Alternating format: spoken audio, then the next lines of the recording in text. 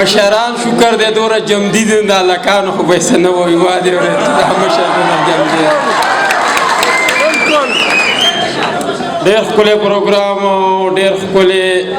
پوزیشن روان دی. الله دې دغسې پروګرامونه په پښتونخوا کې نور هم ډېر کړي چې د پښتنو د پښتو سره او د پښتنو د یو بل سره مینه پیدا شي. بس شعرونه به دغه ووایم تاسو ته په پښتنه مینه باندې چې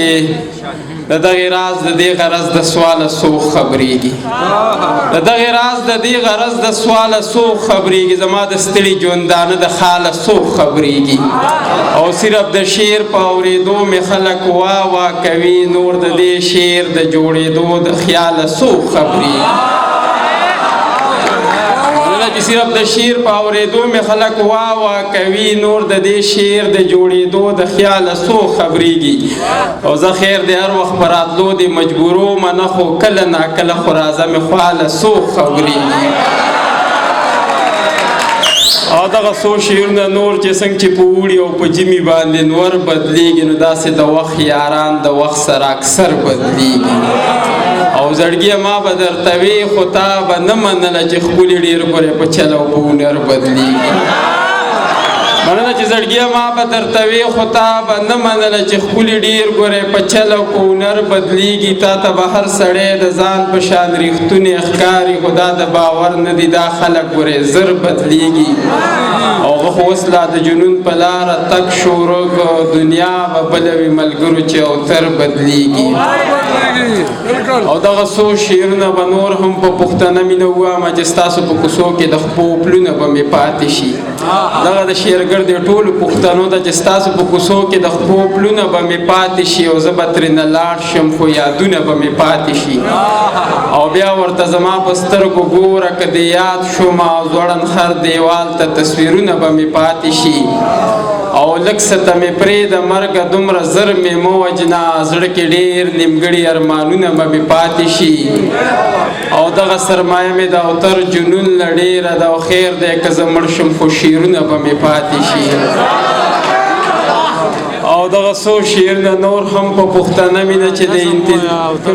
کوم یو ارمان چې زه استاد سرجیم ناست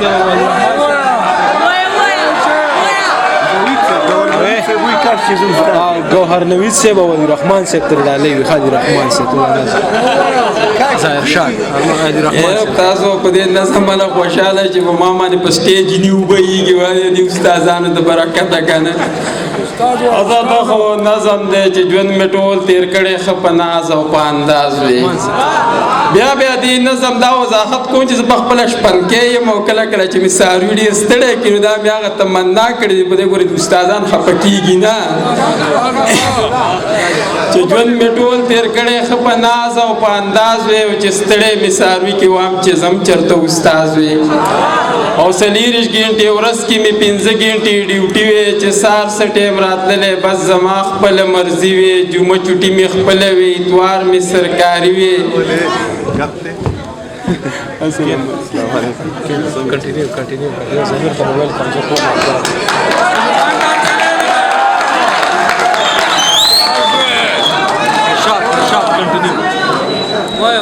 امیر خان صاحب زموږ سره هغه کار وکړه لکه چارباغ کې چې په پېشمني کې سړی سسکي او باغ پې روان یو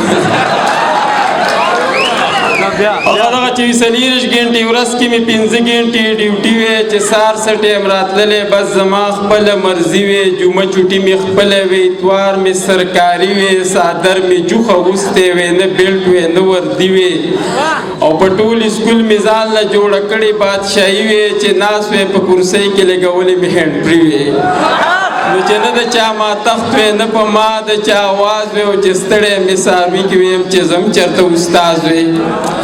او په لږه مې کار نه کېږي 80,000 تنخوا وی په هر جب کې چې 100,000 روپۍ پرتې زما وی ولاړه د کور مخې ته مې توره کرولا وی وړو چې رالپۍ راوړې د چا چې لنګې غواوې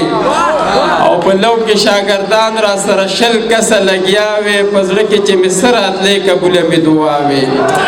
نو راتللی په سکوټر خو چې جوړ کړی مې تجاز وی او چې ستړی مې څاروي کې وام چې زم چېرته استاز وی او په سر کې سپین نشته ایله اوس ته ځوانېدو دی په تله چې وتلي 15 کیلو دی سلک ډېر زده کړی دی استاز مې د اردو دی د یو شعر تشریح نه کوي مین په کخانو دی او دا خان استاز یادو څنګه ژوندې د مزو دی نو استاد یې لږ اوتر به دې پوه کړی په دې راز وی او چې ستړی مې څاروي کې ویم چې زم چېرته استاز وی او بس دغه اخري غزل چې د انتظار ډیوه مې مړه کړه چې ته نه راتللې ګورنر نوید صاحب چې د انتظار ډیوه مې مړه کړه چې ته نه راتللې د زړه په کور کې مې تیاره کړه چې ته نه راتللې او خپلې بېوسې تنخایۍ او خاموشۍ چې تنګ کړم د ډېره سوخته مې ناره کړه چې ته نه راتللې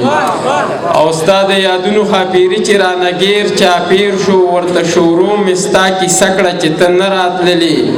او یاره پتا چې مې د پړې وړې د زور وس نه لیده جوړ ملامته مې واده کړه چې ته نه راتللې او د لیوني زړګي قرار ده د ثواب په بانا ځان له مې صبر وظیفه کړه چې ته نه راتللې او بیا پکې ماله کروندې د مینې خوند نه راکه او د جنون دشته مې تاله کړه چې ته نه راتللې او تر ډېر مې ورته وکتل په تمه تمه او اخر مې پورې دروازه کړه چې ته نه راتللې یو جهان دلته لړ کې